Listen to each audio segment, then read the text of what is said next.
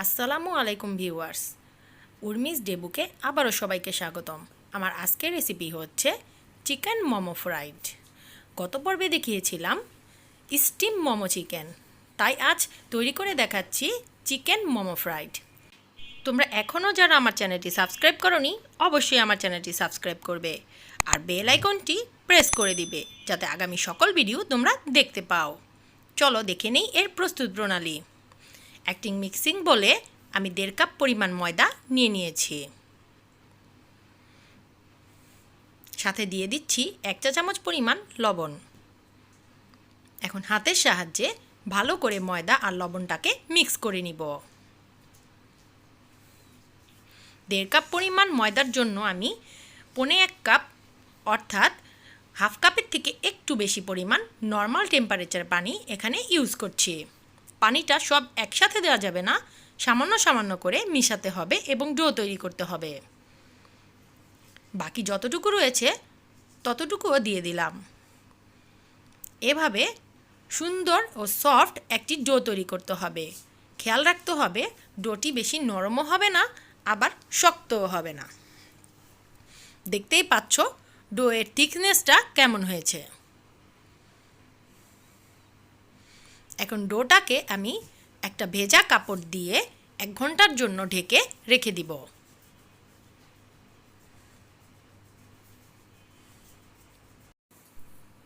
অন্যদিকে চিকেনের যে পুরটা দেখা যাচ্ছে তার ভিডিও ডেসক্রিপশন বক্সে আমি লিঙ্কটা দিয়ে দিব। গত পর্বে স্টিম মোমোর সাথে এটা আমি তৈরি করে দেখিয়েছিলাম। 1 ঘন্টা পর ফিরে আসলাম। ডোটা আরও সফট ও সুন্দর হয়ে গেছে। এখন ডোটাকে আমি হাতের সাহায্যে কিছুক্ষণ মুথে নিব। সামান্য ময়দা ছিটিয়ে নিব, আরও কিছুক্ষণ মুথে নিব। এখন ডোটাকে আমি চাকুর সাহায্যে সমান 3টি অংশে ভাগ করে নিলাম। এখান থেকে একটি টুকরো নিয়ে আমি একটু সামান্য ময়দা আবার ছিটিয়ে দিলাম এবং বড় একটি পাতলা করে রুটি তৈরি করে নিলাম। বড় রুটিটাকে ছোট একটি মুখার সাহায্যে আমি ছোট ছোট রুটির আকারে কেটে নিচ্ছি। তোমরা চাইলে ছোট ছোট রুটি বেলেও করে নিতে পারো, এতে করে সময়টা বেশি অপচয় হয়।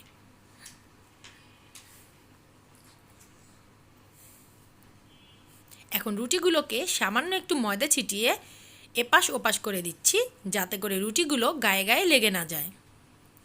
এখন পুরটাকে রুটির মধ্যে ভরে শাড়ির কুচির মতো ভাঁজ করে দেখিয়ে দিচ্ছি। গত পর্বে স্টিম মোমোর জন্য আমি সম্পূর্ণ ভাঁজ করে মোমোটি তৈরি করেছিলাম। আজকের ডিজাইনটা সম্পূর্ণ ভিন্ন। অর্ধেক অংশ কুচি করার পর বাকি অর্ধেক অংশটা চ্যাপ্টা করে চেপে এভাবে লাগিয়ে দিতে হবে। দেখতেই পাচ্ছ কিভাবে করেছি। তোমাদের সুবিধার জন্য আবারও দেখাচ্ছি। এভাবে রুটিটার অর্ধেক অংশ শাড়ির কুচির মতো ভাঁজ করে লাগাবো। অর্ধেক অংশটা যখন লাগানো হয়ে যাবে তখন বাকি অংশটা আমি এভাবে হাতের সাহায্যে চ্যাপ্টা করে টিপে লাগিয়ে দিব।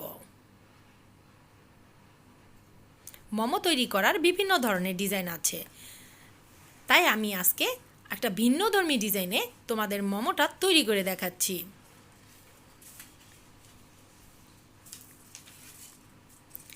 একটি ফ্রাই প্যানে আমি পরিমাণ মতো তেল দিয়ে দিচ্ছি। সেখানে সামান্য গরম হয়ে আসলে তেলটা, মোমোগুলো আমি আস্তে আস্তে তেলের মধ্যে দিয়ে দিব। অবশ্যই আঁচটা মিডিয়াম লো আঁচে থাকতে হবে। এভাবে 10 থেকে 12 মিনিট আমি মোমোগুলো ফ্রাইড করে নিব। 5 থেকে 6 মিনিট মোমোগুলো এক পাশ হয়ে যাওয়ার পর আমি মোমোগুলোকে উল্টে দিব, যাতে অন্য পাশটাও ভালো করে হয়ে যায়। দেখেই বোঝা যাচ্ছে কতটা ব্রাউনিশ হয়েছে।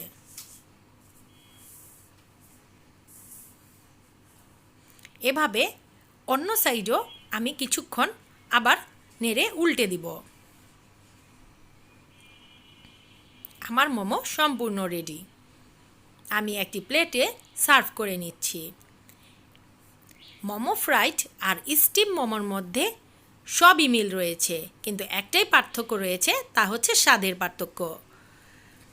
যদিও প্রসেসটা একই টাইপের, কিন্তু স্বাদের পার্থক্যটা একটু ভিন্ন রকম। তাই আজই তৈরি করে ফেলুন বাসায় চিকেন মোমো ফ্রাইড। ঝটপট নাস্তায় বা মেহমান আসলে এই রেসিপিটি তৈরি করে খেতে পারেন। মোমো ফ্রাইডগুলো খেতেও যেমন সুস্বাদু, তেমনি দেখতেও ততটা লোভনীয়। তাই আর দেরি না করে অবশ্যই আজ এটি তৈরি করে ফেলুন বাসায়, এবং আমাকে কমেন্ট বক্সে জানান কেমন হয়েছে আপনার রান্নাটি। আমার ভিডিওটি ভালো লেগে থাকলে অবশ্যই আমার চ্যানেলটি সাবস্ক্রাইব করবে, লাইক করবে, কমেন্ট করবে এবং শেয়ার করবে ও আমার জন্য দোয়া করবে। আল্লাহ হাফেজ।